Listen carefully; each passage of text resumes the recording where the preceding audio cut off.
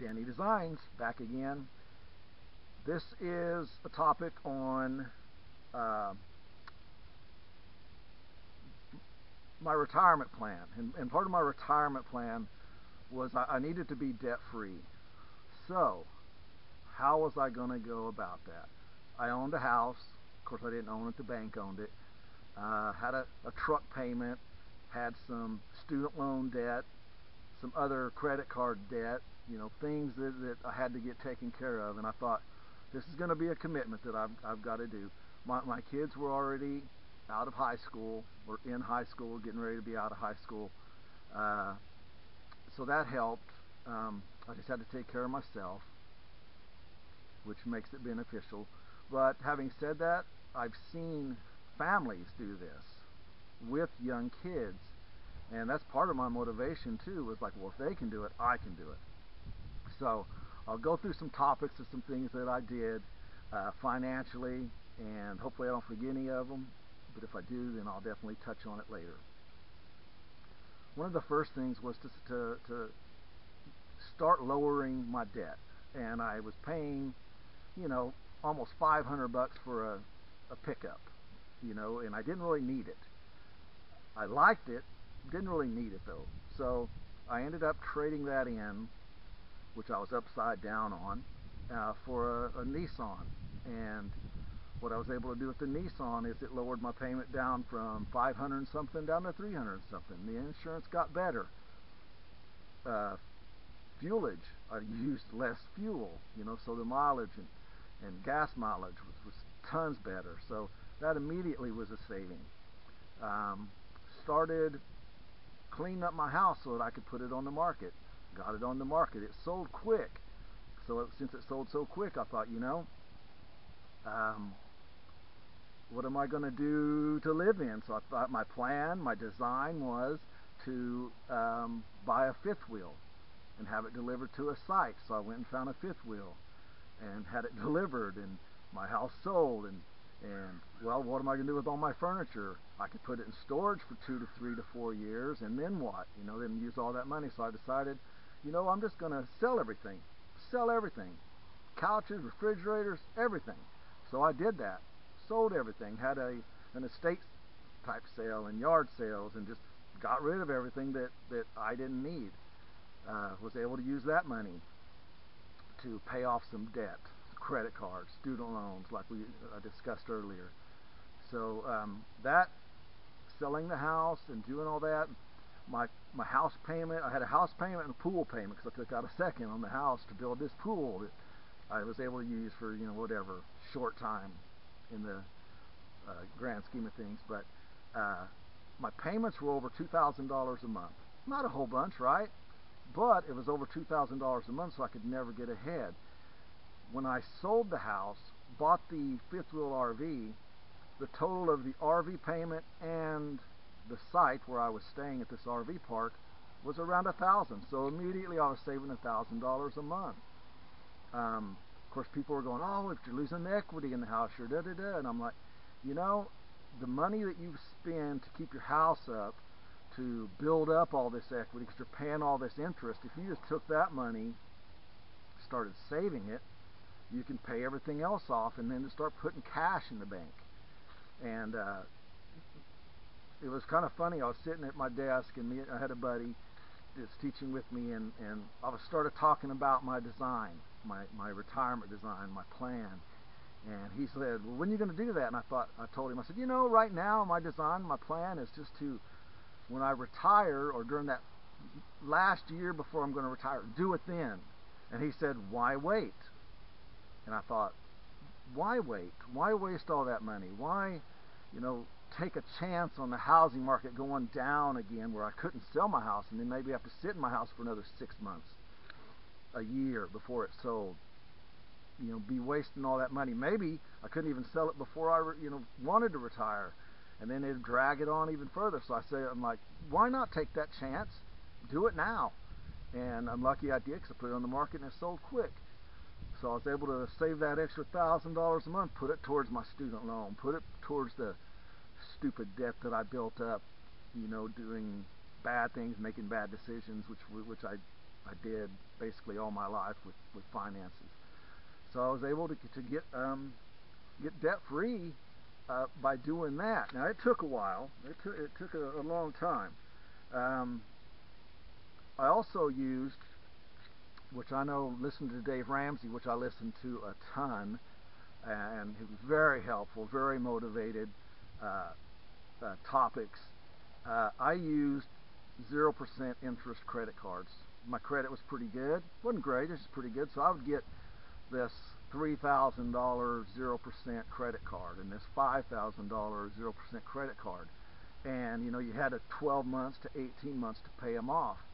Well, since I was saving that extra $1,000 a month on my house payment, because I'm now living in my fifth wheel, I said, I'm going to do this, and I'll pay off this 20% interest credit card by a balance transfer, but then I just got to make sure that I get this 0% credit card paid off before that 12 months is up. So I was able to do that and rotate credit cards back and forth with 0% interest and get them all paid off and get those high interest debt cards or any other loan that I had. One was a student loan, which wasn't real high, but still I was having to pay interest. So I used those 0% interest credit cards back and forth, and that's the only way I used them. I never said, oh, well, I guess I'll just pay the interest. I guess I can't do this. I always had my design in order so that I would get that thing paid off. And it's hard to do. It's real hard to do, but I did it and saved some money, put some money in the bank, and all that good stuff. So that definitely helped. The reason I'm looking at some cue cards so I don't forget to tell you some of the things that I did. Selling the truck was big, and driving that little Nissan, because I would drive it back and forth from California to Oklahoma, and it just started saving me tons of money by doing that. And also I was able to, my final payment to pay my Nissan off was by using a 0% interest. I was able to get some whatever $2,000 to $3,000 0% cash from one of those credit cards and paid off my Nissan. So there went that percentage, of interest gone right there immediately. So every amount of money that I was paying for my Nissan was that going to that 0% interest card. So those things helped me out immensely, and I was able to get that done. So that's part of my debt-free process, my design, and it worked. I became debt-free by doing that. And a lot of people go, oh, I don't want to miss out on life. Going debt-free, you're missing out on life to get all those bills paid off. If you make it your design comfortable for you, and you set your goal and your design is to be done in 3 years, then that's what you do. If your design is to get it done in 5 years or 10 years, then that's what you do. So you don't want to punish yourself to get there, but you need to get there, or at least I thought I needed to get there. So, and I know there's going to be tons of people go, oh, you shouldn't do that. Don't ever do that, with the 0%. There's better ways to do it. And I'm sure there are.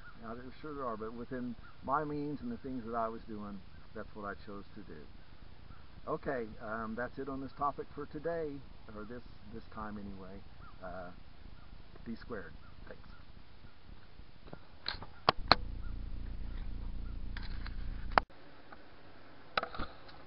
Hello. I forgot an important part about getting debt free. One of the things that I did, which is one of the big steps. Not everybody will be able to do it, but what I did was, with my taxes, I would claim exempt during the first 5 months of the year. And like I said, as soon as I decided that I wanted to design my plan to be debt-free, I tried to find every way to get things paid off faster. So one way that I did that was claimed exempt, so that my checks would come in without paying the federal government. Because exempt, you take zero money out to pay the government right then. And I did that for 5 months. So what I would do, for example, since I was a single male, let's just, for example, say that I made $4,000 take home. Well, before they'd take 25% out, so I would only take home $3,000. So when I went exempt, my take home was $4,000. So I would take that extra $1,000 because I was used to not having it there. I'd take that extra $1,000 and pay off things for 5 months, or save it up and pay off a lump sum of something. And like I mentioned earlier about my Nissan, that's kind of the way I was able to do that 1 year was my 5 months of exempt. And then I would go back and claim 0 on my tax form, and that means that they would take out 25%. So then they would take out that $1,000 or so, for example, the 25% for the next 5 months. And so being a teacher, we only got 10 checks, so I would pay 5 months and pay myself for 5 months with my money instead of paying the government, and then I would go to 0 dependents, and then I would pay the government the $5,000. So instead of just waiting and paying whatever and then getting a lump sum at the end of the year with a tax return, I would make sure and get it early, pay it off, so that way I save money by not paying all that interest throughout the year on all those loans and credit cards and interest on the car and all, wherever you were going to put it, which I spread mine out, through the car 1 year, student loan 1 year, and paying off credit card, that type of stuff, and I'll use the cash early, and then made sure I paid it off, the IRS, that is, the last 5 months of checks. And for the most part, it came out about even. I wouldn't get an IRS check back, but that's fine because I had already used the money that I would get back, but I would have used it 5 months, 6 months, 7 months earlier, so that way I saved interest payments per se. So therefore, I knocked off those loans, got that interest paid off quicker instead of keep paying that interest month by month by month. So as soon as you knock something down, then you just take whatever you were paying and throw it towards another loan. So that's one thing that I was able to do. Like I said, as a teacher, we only got paid 10 checks a year, so I would only do it the first 5 and then adjust it after that, and it worked out for me. So that was another big way to do that. Okay, D squared. Later. Hello. I'm getting ready to go through my payments, how I became debt-free, the design that I came up with, and I'll talk through some bullet points, and hopefully you can get something out of process that I designed and what I did. And remember, this is just what I do. Some people will probably have different plans, and if it works for you, great, but hopefully you get some ideas off of the process that I did. Okay. It'll be on paper, so I'll go through the bullet points, try to point out the process. I'll explain it as we get going. Okay. Okay, let's give this our best shot here. One of the first things I did when I decided I wanted to become debt-free around my retirement, which was 55 years old, was my vehicle.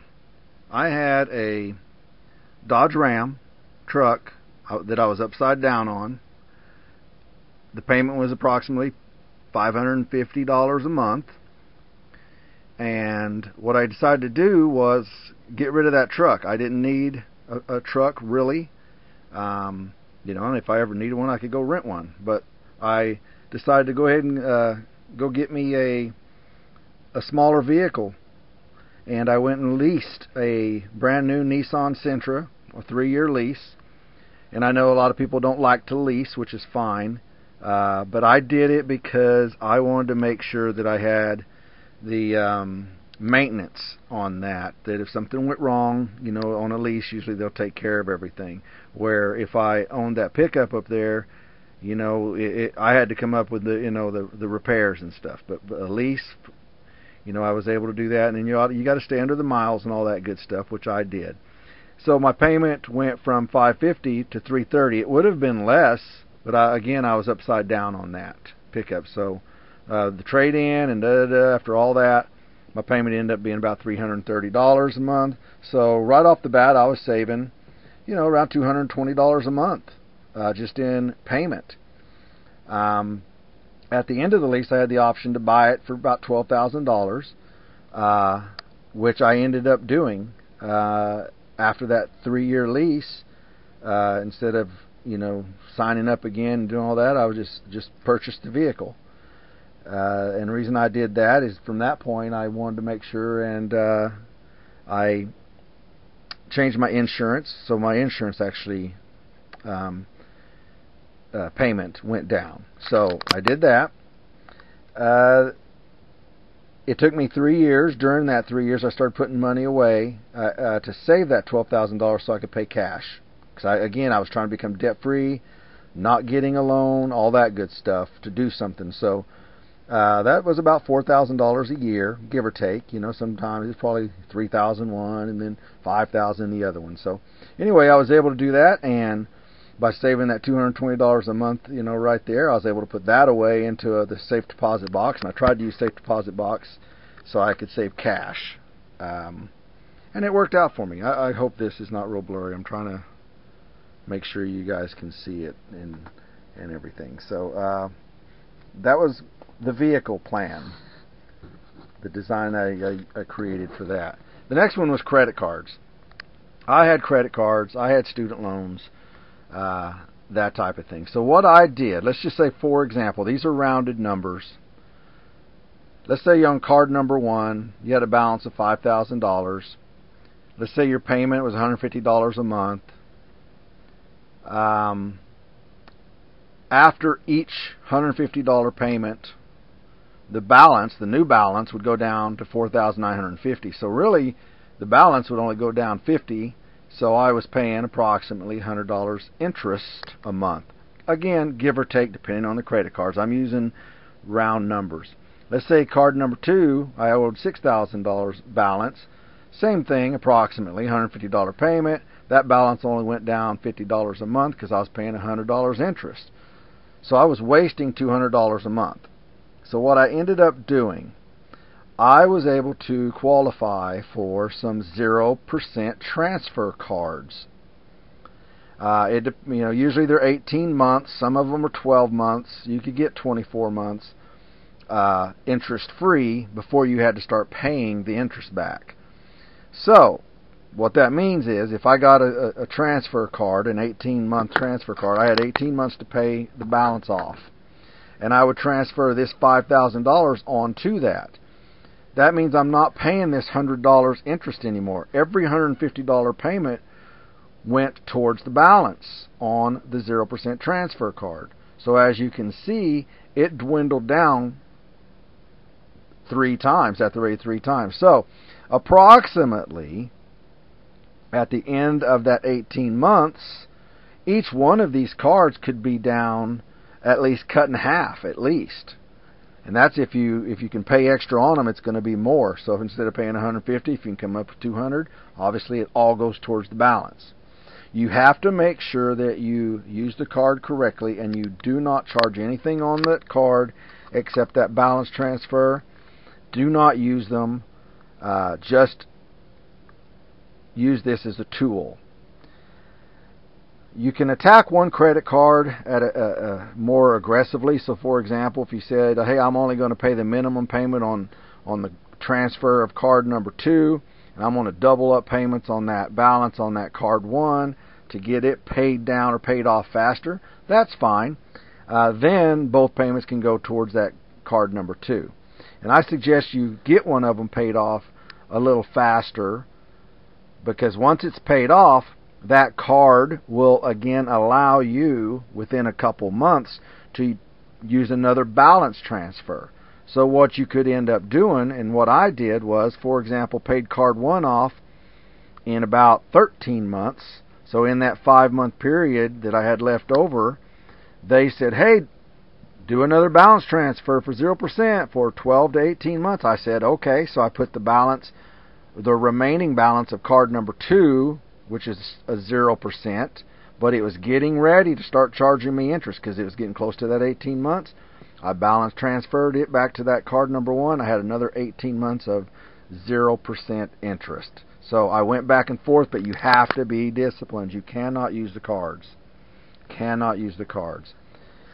Do not use those cards for anything. Use cash if you're going to do anything. I had one regular credit card, not attached to any of this, that I used, and I used it, and I paid off the balance every single month. You have to. If you're going to have another credit card, don't say, oh, I'll use this one and separate it from that. You want to become debt-free, don't pay interest anywhere if you can get away from it. So that's what I did with this one credit card that I had that I was able to use, and of course you build up points and all that good stuff if you use them. So some people don't believe in that, but that's what I did. Okay, so that's how I attacked the credit card and the student loans. I also balance transferred over to some student loan to get that paid down, also using the 0%. You know, it was like, okay, I paid off all my student loan, even though that was a lower interest rate than the credit cards for sure. But that's the process of how I got that paid off. The next thing, I did this, and I wish I would have done it a lot earlier. For example, you get a check every month. What I used to do was I would claim 0, and they would take 25% out of my check. And then at the end of the year, I would get a tax refund. I'm like, yeah, cool, end of the month, January, February, March, whenever I get my tax return back, I got all this money coming in. Well, the problem with that is you didn't get to use it. The government used it. So, for example, this is what I did. For example, let's say that my check was $4,000. I claimed 0.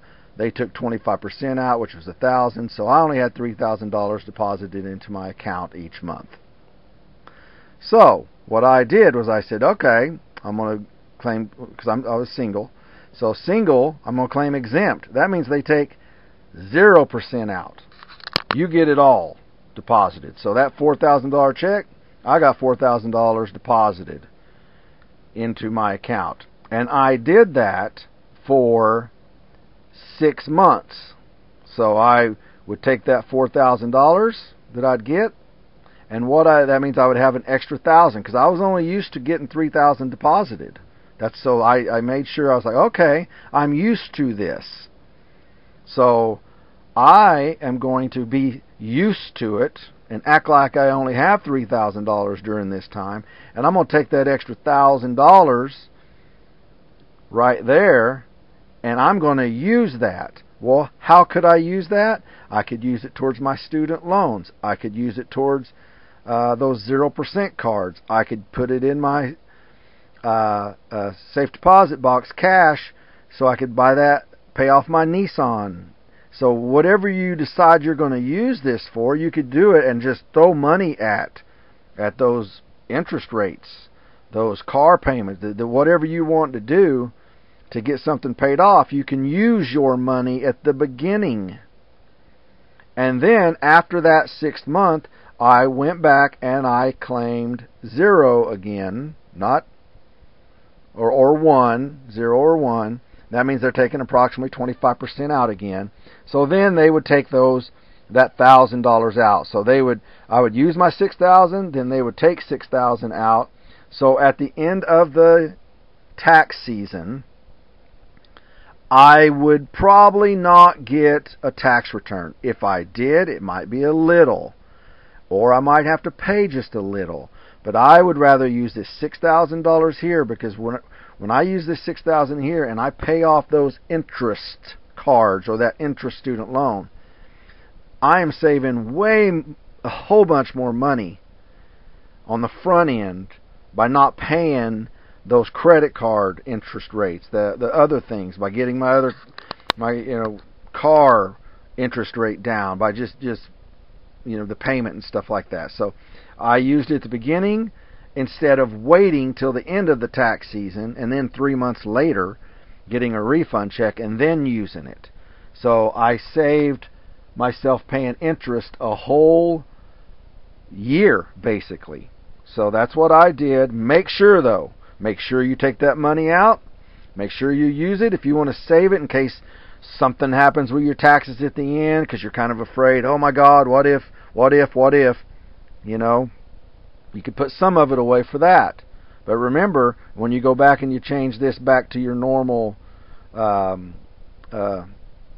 whatever you claim, 0, 1, 2, whatever you're doing, then they'll start taking that regular tax out. And what I'm saying, remember, is this is what I was used to anyway. I was paying 25% out of my check, so I was used to living on $3,000, let's say. So it wasn't a change for me. I didn't have to all of a sudden start living on less money because I was still getting the same amount that I would normally get. I was just using that right there. So I did this. I wish I'd have started doing this earlier because it did work out pretty dang close at the end of that tax year every time. So that helped me right there, and I did that for a very long time, well, till I retired, and then I've had to change some things since then because I am debt-free now. The next thing I did, again, I'm able to do this. Some people might not. You might not be able to do this. You may not want to do this. Was my home. I had a home. Well, the bank had it, obviously. Let's just say, again, these are rounded numbers. Let's say I owed $200,000 on my home. I had a second for $20,000. That's a total of around $220,000 that I owed on the house and the second. My payment for the house was $1,600. My payment on the second was approximately $400. So my payment for the house basically was $2,000 a month that I was having to pay. So what I ended up doing, I put my house on the market. It sold fairly quick, which I got lucky. I sold it for about $230,000. So $10,000 cleared approximately. And I know, again, I'm not showing you all the realtor fees and all that stuff. I'm just showing you, okay, I cleared about $10,000 after all was said and done. So then what I said, well, where am I going to live? Well, I had decided before this that when this was happening, I went and I purchased a brand new fifth wheel RV for approximately $50,000. I was able to use this $10,000 as a down payment, throw it at it. So that means I only need to finance $40,000. And I know you're going, oh, you said you wanted to be debt-free, no finance and all that. Well, I agree, but once you see what happened here, you'll see why, I went from being really in debt to a little less in debt. So what happened? My RV payment was about $600 a month. The place that I had to rent to put it was approximately $300 a month. And then insurance and some other things were about $100, so I just rounded this off. So my payment to live in this RV was about $1,000 a month. So I cleared $1,000 a month by not living in my house because I was paying $2,000. Now I'm only paying $1,000. So again, I had this $1,000 a month extra to put away, to save, to pay off a credit card, student loan, save up for my Nissan, just other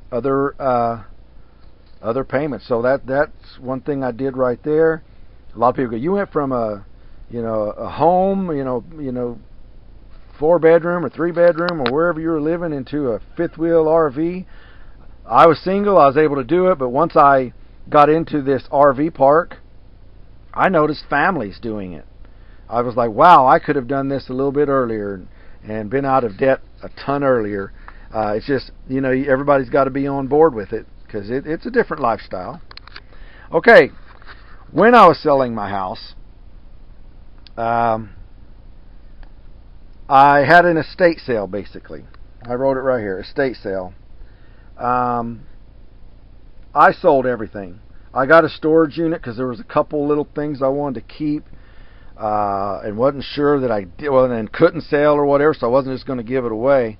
So I rented a storage unit, understanding that I was only going to do this for approximately 6 months.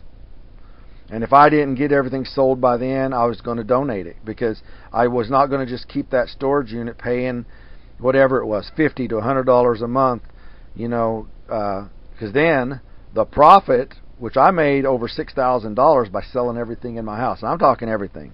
I'm talking my blenders, my refrigerator, my washer dryer, my everything, couches, beds, all of it, because I knew I was going to be in that RV for, you know, about 3-4 years.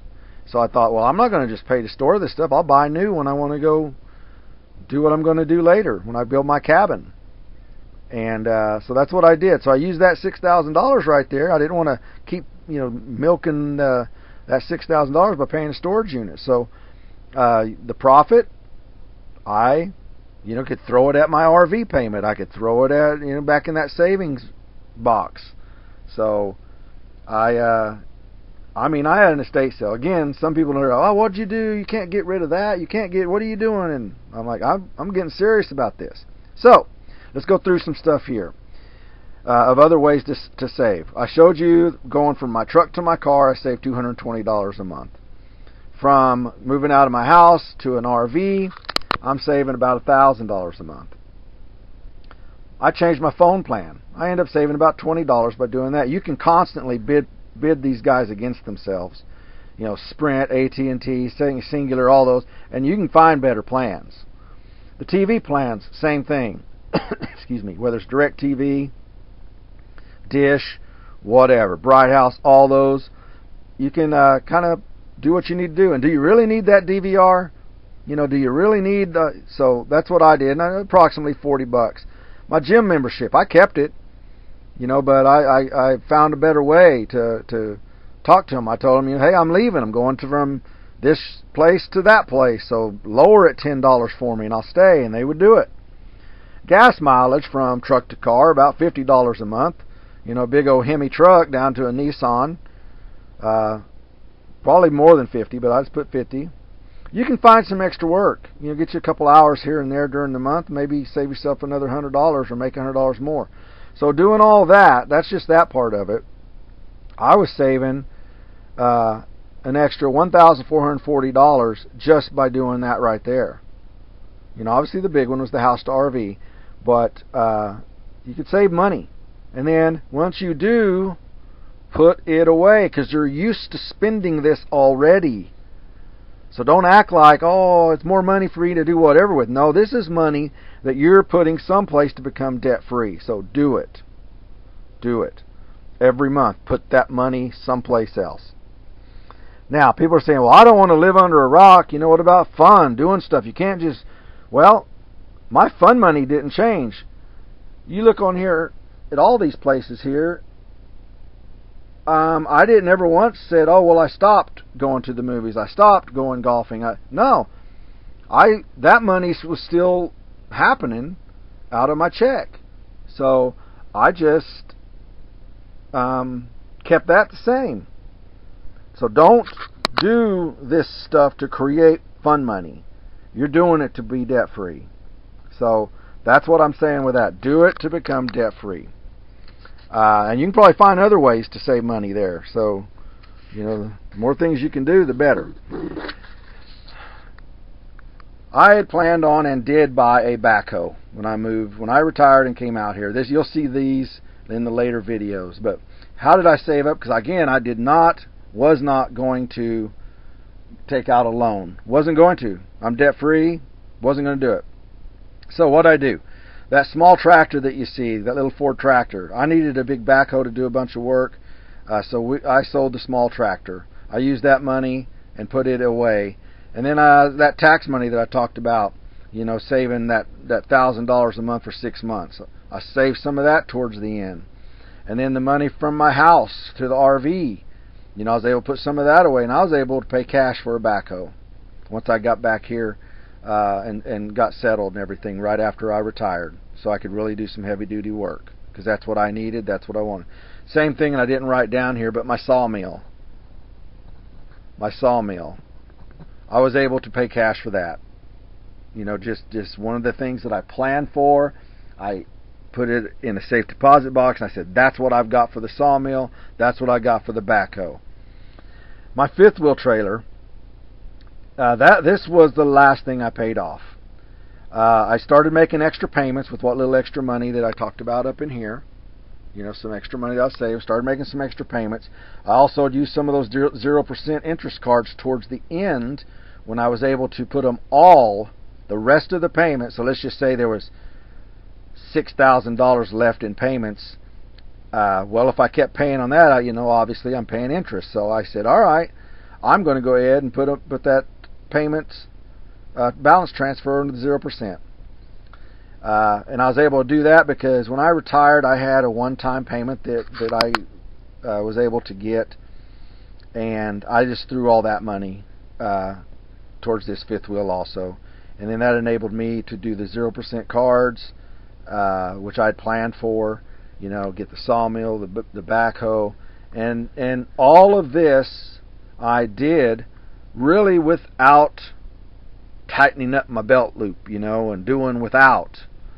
I still eat everything I want to eat.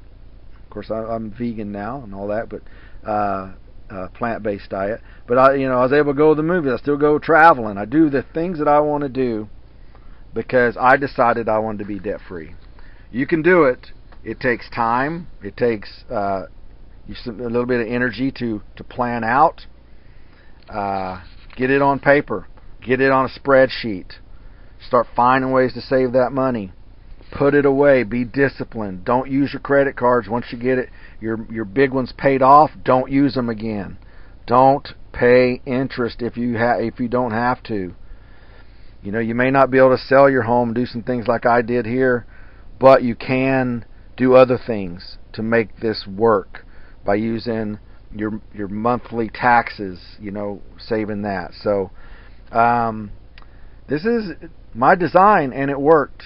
It worked for me. There may have been a better way to do it. Some people may go, do not do that, because they've had a bad experience with it, but I did not have a bad experience with any of this that I did. So this was Danny's design, and it worked, and I hope that you guys, if you like and subscribe to this, I'd appreciate it. And if you have any questions, just give me a holler, and I'll help you if I can, because I'm sure there's thousands of questions, because I went through a whole bunch of stuff here that I started approximately 5 years ago, and it worked for me. So it'll work for you too. Just got to get the plan, stick to it. All right, D Squared. Thank you for watching.